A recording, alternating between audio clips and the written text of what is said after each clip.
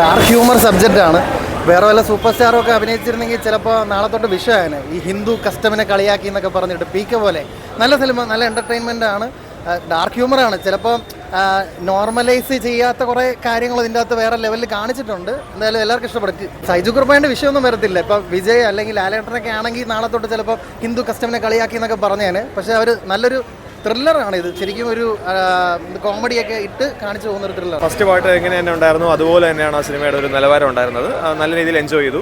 അടിപൊളി, ഇത്രയും ചിരിച്ചിട്ടില്ല, അത്ര ഇഷ്ടപ്പെട്ടു പോയി. മീൻസ് ഇത് കോമഡി പടം അല്ല, ബ്ലാക്ക് ഹ്യൂമറാണ്. പക്ഷേ ഭയങ്കര സാധനം, തൃശ്ശൂർ റെഫറൻസും ഇതൊക്കെ എല്ലാം വെച്ച് ഭയങ്കര ഇഷ്ടപ്പെട്ടു. അടിപൊളി സിനിമയാണ് മോഹിനിയാട്ടം എന്ന് പറയുമ്പോൾ ഭരതനാട്യത്തിനെക്കാട്ടിയും മെച്ചപ്പെട്ടെന്ന് പറയുമ്പോൾ അതിൽ ഒരു 8-10 കഥാപാത്രങ്ങൾ എല്ലാവരും ഒന്നിനൊന്ന് മത്സരിച്ച് അഭിനയിച്ചു. അടിപൊളി ത്രില്ലറാണ്, ഡാർക്ക് കോമഡി. അതിൽ ഈ ഒരു സിറ്റുവേഷനിൽ ചിരിപ്പിക്കണം എന്ന് പറഞ്ഞാൽ വലിയൊരു സംഭവമാണ്. പക്ഷെ ഇത്രയും പ്രതീക്ഷിച്ചില്ല. ഞാൻ ചിരിച്ചു.